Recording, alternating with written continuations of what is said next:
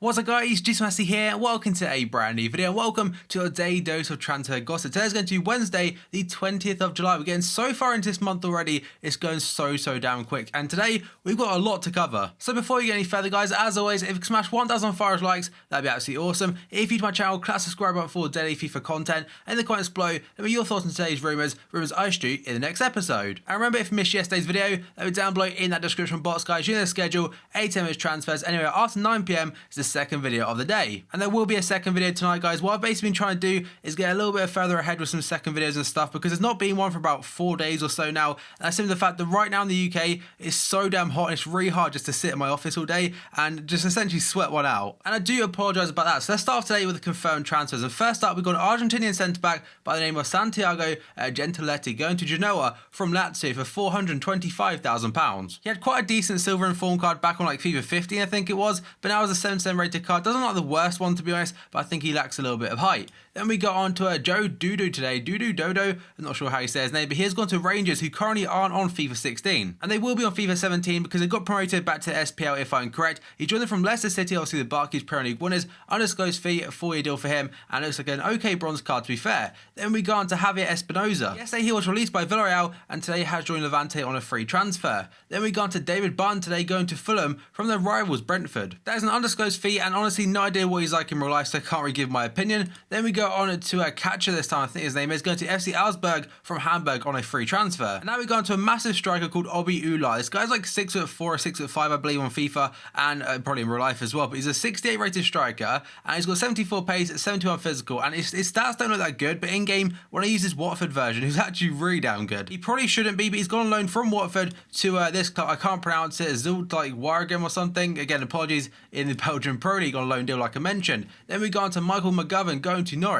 I think he was a free agent after leaving Hamilton Academical, I think the name is, and now obviously went on a free transfer after his heroics at Euro 2016. Then we go on to Nick Pope going to Burnley from Charlton, as well as Goodmanson. So Burnley, the Premier League new boys, have bought a double deal from Charlton for apparently it's £3.6 million combined, both on 3-year deals, but some sites are saying Goodmanson cost 2.55, meaning Pope cost them 1.05. Then we go on to Wes Morgan signing a new deal with Leicester City until 2019. And he's not the only player this video to be featuring about Leicester apparently staying at the club. Then we go on to Gaston Ramirez. Last season spent out on loan at Middlesbrough, I think from January possibly, from Southampton. Apparently now will be rejoining them. This will be on a permanent basis, and I'm not sure where he's joined from Southampton or the club he went to before, which is like Panarol or something in the Uruguayan league. So it's a permanent basis on a free transfer, and he did actually play today or yesterday for Borough against Real Betis. So Gaston Ramirez was given permission to play against Real Betis like I mentioned, and Borough say he'll sign a 3-year deal once paperwork is completed and official clearance is received. So quite a confusing one, but he should be their player very soon. Then we go on to Diego today. He thought like you can consider him a legend I suppose.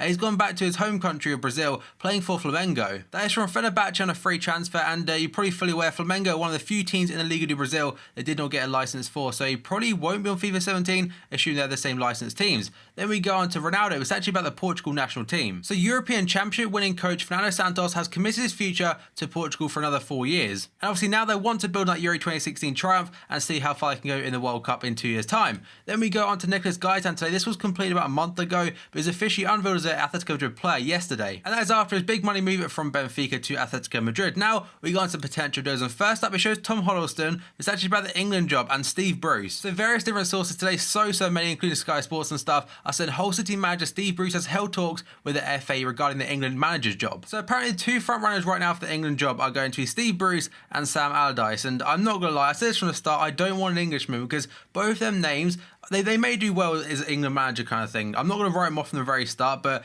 it's going to be quite hard not to. I know they've been managing teams that have been like struggling in the bottom and stuff, but they've never won a trophy, I believe, combined. They've actually had 2 relegations, which obviously were both from Steve Bruce. So again, if they're having a big club or whatever, they may be completely different. But in my eyes, I don't think it's the right move. So my views on this, you can either get Steve Bruce or Sam Allardyce right now, but if you wait like say 3 or 4 months, I mean, you can get Inter manager in just for now.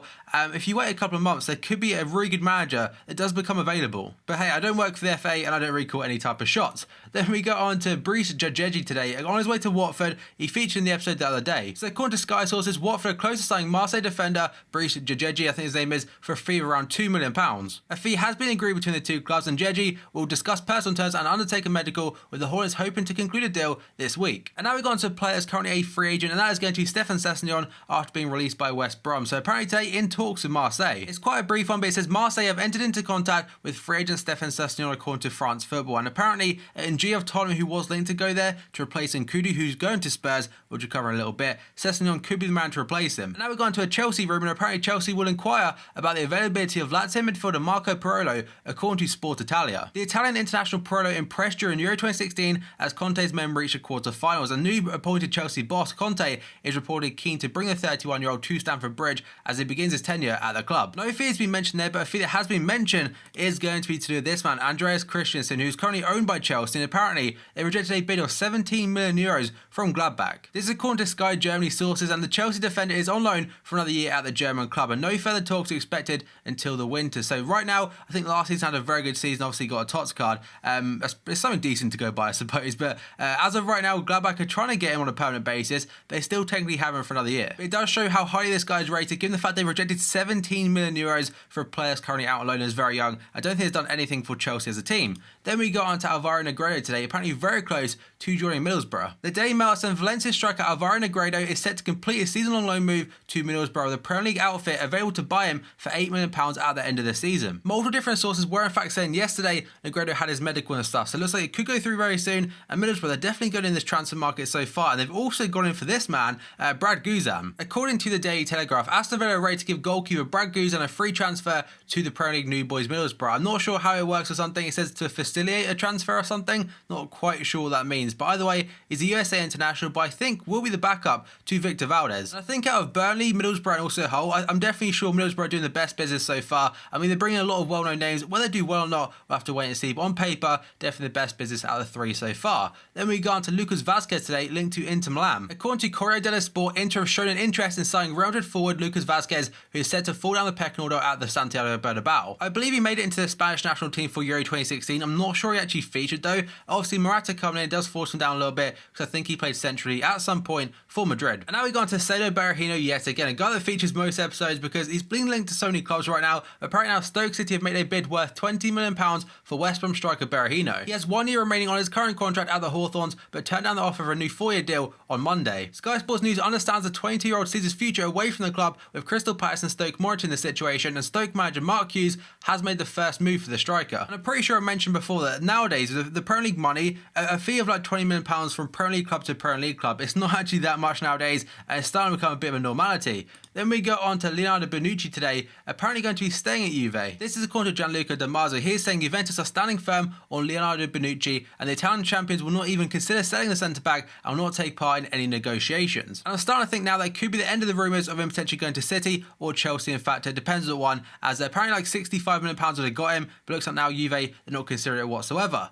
Then we go on to Jason Denayer today, linked to Arsenal. It also includes Matthias Ginter of Borussia Dortmund as well, but I couldn't fit him in the 23-man squad. But according to multiple different sources today, Arsenal are looking to bolster their backline with a young, versatile defender and have identified Man City's Jason Denayer and also Borussia Dortmund's Ginter as options. Apparently, each of the players, Denayer and also Ginter, would cost around £10 to £12 million to get them and secure their services. But also, I think 2 days ago now, I forgot to mention it, a guy called Rob Holding from Bolton is apparently very, very close to joining Arsenal. Reports are saying he travelled down to the capital on Monday for medical and to finalise personal terms after a bid of a region around £2 million was accepted by Bolton. But Persie have never seen him, so again can't really give an opinion on him. Then we go on to Luciano Vietto today, linked to Sevilla. Atletico Madrid forward Luciano Vietto is on the verge of joining Sevilla on a season-long loan, according to Sport. The Argentinian forward, who joined Atletico Madrid from Villarreal in a €20 million switch last summer, has also been targeted by Barcelona, but looks set to join the triple Europa League champions instead. Atletico and also Sevilla are in advanced negotiations over the deal, which is expected to be finalised very shortly, so it's quite a surprising one.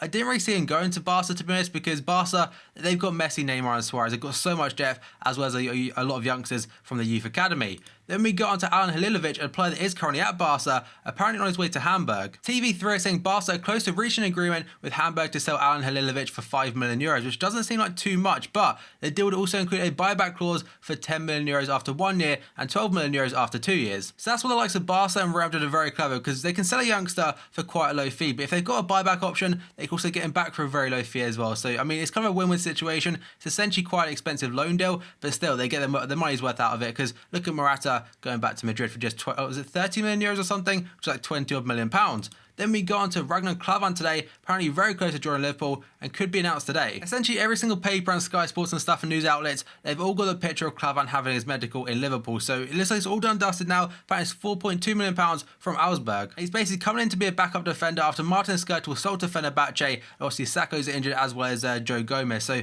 we've got a bit of defensive issues right now, but hopefully sorted very soon. Then we go on to Lucas Leiva today of Liverpool, apparently could be on his way to Newcastle. And that is because the Daily Telegraph is saying Newcastle manager Rafa Benitez wants to reunite with midfielder Lucas Leiva as part of any deal that would see Gini Wijnaldum going to Liverpool. And the Daily Telegraph are also saying that Rafa could well offer Lucas the captain's armband at Newcastle. That's probably to try and tempt him to drop down a tier. He's definitely good enough to stay in the Premier League or that kind of level, because he is still a very good CDM. I mean, he's even a good backup player for us kind of thing, but I think at Newcastle he'd absolutely thrive, and being captain, that's an added incentive. And apparently the Lucas interest is said to have played a part in the lack of progress in the Wijnaldum deal, although the deal is still expected to go through this week. And the Daily Mail also saying that Wijnaldum has his heart set on a move to Liverpool. Now we go on to Robin van Persie, linked to Stoke City. According to the Daily Mail, Stoke City have become the latest club to join the race to sign Fenerbahce striker Robin van Persie, with West Ham and Middlesbrough also keen. So it looks like Stoke could add Berahino and also Van Persie in the next couple of weeks potentially. Then we go on to Rui today, an Argentine goalkeeper apparently has already agreed to join Man City. So according to Daily Mail today and multiple other sources, Man City have signed the goalkeeper Geronimo. That's a great name, Geronimo Rulli. Fantastic name right there.